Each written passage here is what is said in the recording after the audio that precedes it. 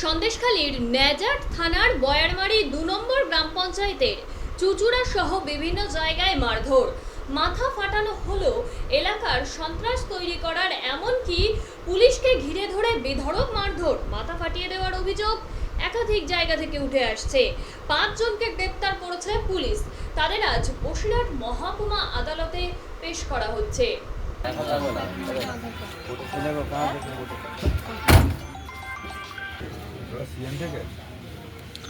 আর বাংলা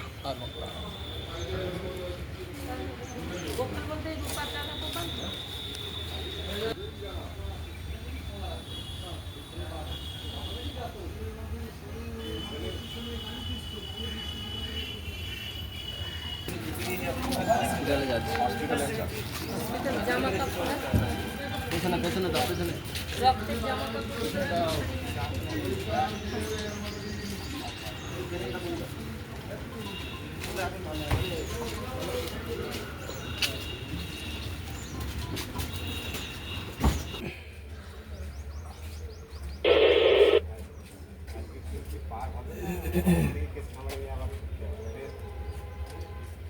এই মাসে ফাঁকা পড়ে আছে না।